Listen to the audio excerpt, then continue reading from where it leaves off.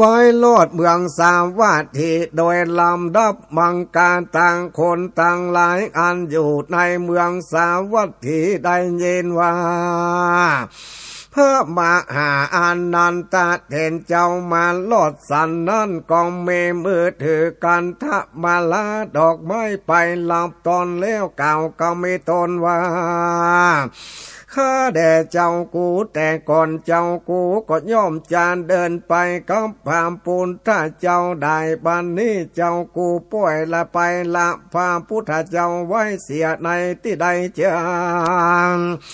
ยามนั้นพามมังหาอานันตะเถรเจ้าก็กล่าวว่าพามพุทธเจ้าได้ปานไปเสียแล้วว่าอันคนต่างหลาย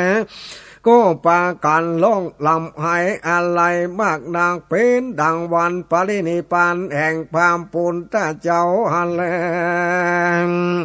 พระมหาอานันตะเถรเจ้าก็เทศนาสั่งสอนบุคคลเป็นอันมากคือแขวดกฎหมายรู้โดยธรรมกถาอันปากอบไปโดยอานิจจาติลังคันนาเป็นตนเลี้ยวกองไปสู่เจตวนอาลามานกไว้กันทั้งคนดีอันเป็นที่อยู่แห่งพามปุณถ้าเจ้าแล้วไขประตูเข้าไปในน้ำมาเอานาตั้งจองแลพาผ่อนตีถึงแลเสียโดยดีก็กวาดเพียวกันทั้งกูดีและเก็บเอาดอกไม้อันเหี่ยวแห้งไปทอดเสียแล้วเอาตั้งจองแลฝูงอันนั้นมาตั้งไว้ดังเก่าเต็มที่อันเคยมีมาแต่ก่อนอันอานันตะเถรเจ้าการตำวันปานติบันตังวันอันกวนกะตเป็นดังพามปุณถ้าเจ้ายังทรละมันอยู่นั่นจูพากันก็มีแลในการละเมื่อพระมหาอานันตะเถรเจ้าวากวาดเพลวลงอาบน้ำแลตั้งติวน้ำมาใส่หม้อใส่หายแล้วนบน้อมไว้ยังกันตั้งกูเดอันเป็นที่สันติสำลันแห่งพามปุณถ้าเจ้าตนเคยได้อุปถากลังสามา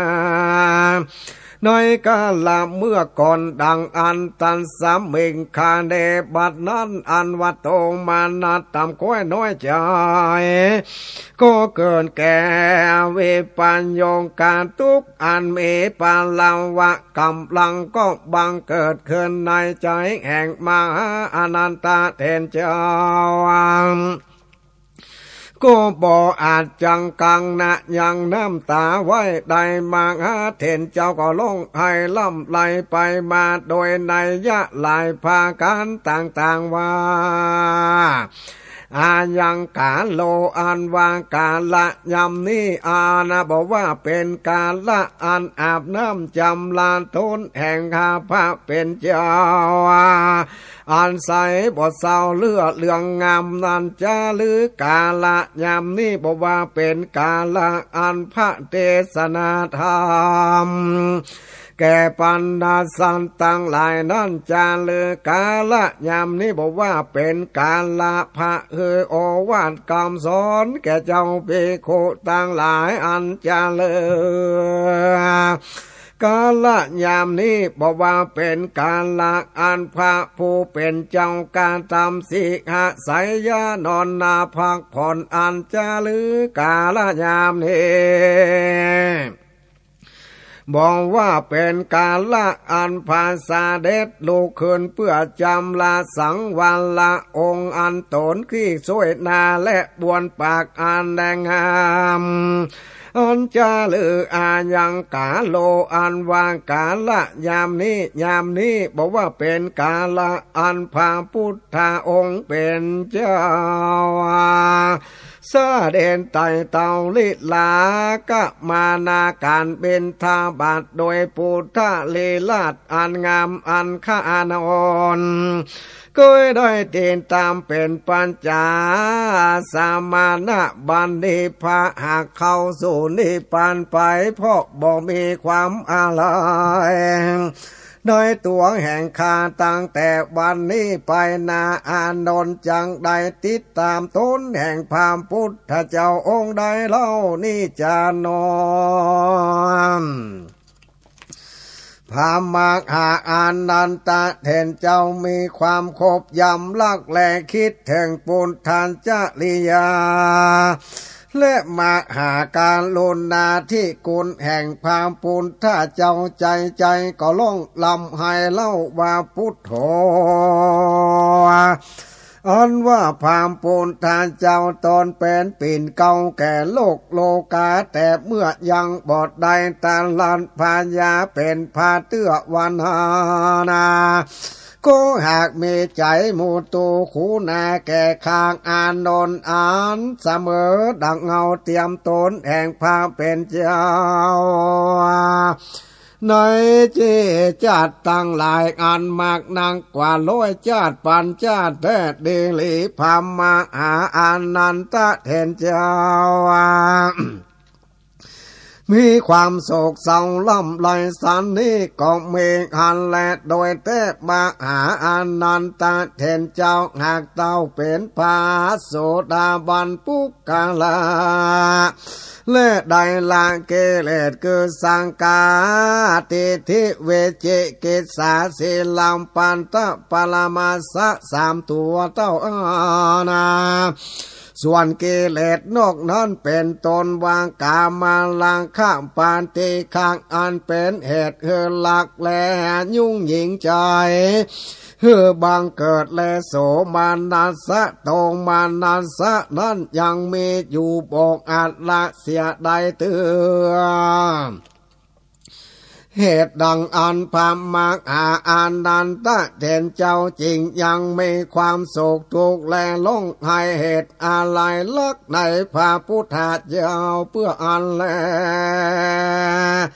ตาเมนังอัญญาตันลาเตวันตาพันเตกอนันตาตัมเหเอวังปาลิเตวะนามา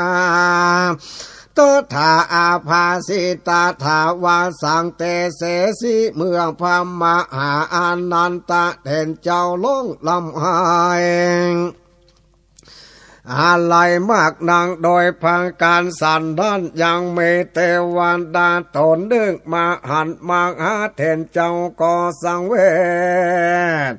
กูจริงกล่าวว่าข้าแต่เจ้ากูมาหาอานันตาเจ้ากูป่วยลงให้โดยพาการสันนั้นแล้วเจ้ากูก็ยังปุกกาลาผู้อื่นหายใจเข้าหายใจออกยินดีดังลือนั้นจาตินนั้นมหาอานันตะเทนเจ้าก็มีหัวใจสังเวชโดยถอยกรรมอันติวันดาหากกล่าวต้านก็ก้อยโอนกรรมณบันเตาว่ากรรมจิตกรรมใจตนตั้งมันอยู่ในวันทวนสองและมหาอานันตะเทนเจ้าก็ดุดยาปัญจุยาละบายเพื่อจังตนลำงับบันเตาเบาบางลงโดยเหตุมีธาตุอันเบาเป็นปังกาติพออันยืนและอันนางตั้งแต่วันเนปานแห่งพามปุณถ้าเจ้าบทใดนอนเต้าวันนั่งและยืนสิ่งเดียวเป็นดังลำบากอันมากดังกันว่าปนวันสันด้านยาแล้วกาต้านกองพักผ่อนอยู่ในวิหารบ่ออกไปไหนและยังมีมานาว่าผู้ดึงได้มาห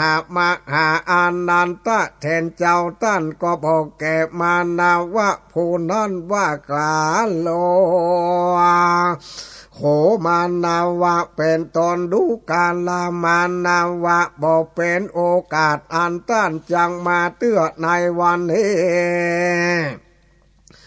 เราได้ดูดน้ำยาปัญจุแม่นดังเลยวันผูกก้อยยะเข้ามาเด้อกันว่าถึงวันผูกอันเป็นวันทวนสอง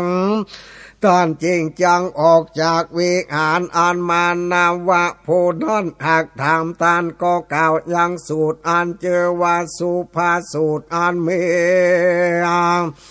ในที่คานในกายหากจังกล่าวในไปนาจารและมหาอานันตเถรเจ้า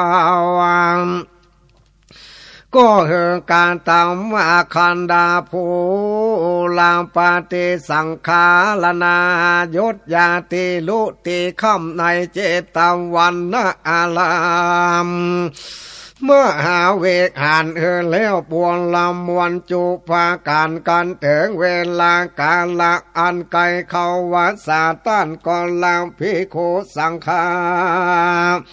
อันเป็นปาเลวานมากลายไว้ในเมืองสาวัตถีส่วนตัวต้านกองไปสู่เมืองลานจางกะนากรแลเมื่อนว่ามากหาเทลานุเทละเจ้าตั้งหลายได้ลำสามุทิสังกาญนานั่นต่างตนก็ไปสู่เมืองลานจางกาหนากรเป็นอันหนึ่งอันเดียวกันและเตอาวาสาลาหะบูนามายังอุโปสาทังการต่อมาเทนเจ้าตั้งหลายฝูงนั่นกองการตามอุโปสาทะกรรมในวันเดือนอาสาลาหะแปลงเกิดว่าเดือน8แปลงตามต่างศาสนาเป็นวันเดือน10แปลงตามต่างโหราในวันแหลมค่ำก็พร้อมกันเขาวาสาและเตนาโขปานาสมาเยนะโดยกาละยาวนานเมื่อหาเวหานตั้งหลายอันมี18หลังแวดเมืองลานจางกางหะอยู่กองเมและอันว่าวิหารตั้งหลายฝูงนาเต็มไปโดยอยากเยื่อและขามูลและฝอยอันต้นเสียเลียลายมากดักเหตุว่าเมืองพามปุนท่านเจ้าในปานาเจ้าเพโคต่างลายจวนกันเอาบาทแลมพางแห่งตนออกเดินต่างล่างโกติเวกอันเสียแล้วปางการไปสู่ที่ปาเลเนปานแห่งพามปุนท่านเจ้าดันและมักหาเด่นเจ้าต่างหลาย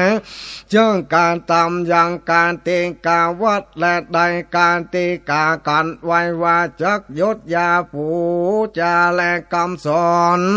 แห่งพามปูนท่านเจ้าอันหนึ่งก็เปลืองปูนจากกรรมติแห่งอัญญาทิฏฐิตั้งหลาย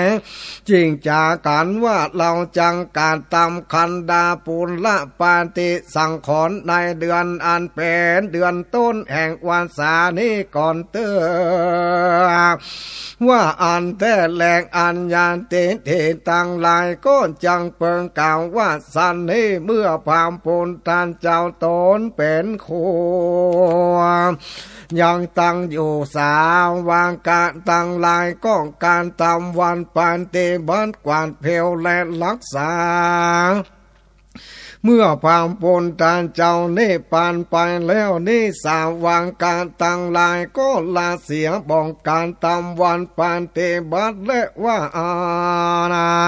ผ้าการหนึ่งก่อนจังว่าขีญาอันสารละเขาของสมบัติแห่งคางกุลตั้งหลายก็ตามการก่อสร้างกุฏิวิหารก่อน10หายเสียปางเป่าว่าอันเหตุดังอันมหาเถรเจ้าก็จริงจากการเพื่อพ้นจากกรรมติแห่งอัญญาทิฏฐิตั้งหลายและมหาเถรเจ้าตั้งหลายจากการสันนี้แล้วก็การตำยังวันปานเตบัดอันควรการตำนั้นจุอันอาณาเหตุนั้นกรรมบาลีในมหาปรินิพพานาสูตรจริงว่าอันทางโขเถลานังพิคูเอตาตาวงอาโหสิพังกาวาตาโขอาวุโสกันดาภูลัมปฏิสังขารนาวานิตังหันตามะยัง วุโสปาทามังคันดาภูลาปาติสังขารละนังกาโลมาปัสสิมามาสังอาวุโสสัมปาติตวาธรรมัญจานิยัญจะสังกานิยัญสมาธิในการนาความเวรตังก็เกิดมีแก่เจ้าเปคูตังหลายฝูงแก่กว่าคันดามภูลามปานติสังขาลานาขีญาอันแต่งโยชน์ยาที่คำอันเป็นดีพาปุถถ้าเจ้าก็ห่างสักเสริญนักอาวุโสเจ้าตั้งหลายควรแล้วแลที่เราตั้งหลายจ้างกาตามคันดาภูลามปาติสังขารละนาในเดือนอันเป็นปานธรรมะเขาวาสานี้เราตั้งหลายอย่าพร้อมกันในเดือนเป็นกลางสังกายนาธรรมและวินัยจาและในวันทวนสองมหาเถรเจ้าตั้งหลายก็ไปยืนอยู่ที่ตัวลาและตะวันแห่งอาจาสัทธุลานจาตินั่นก็มีวันนั้นแลพรหมจาลสุตังตาติญะกันดังเดชที่ตั้งจาโดยบุกหารพรหมจาลสูตรผูกทวนสามก็บังกรมสมเลศสาเดน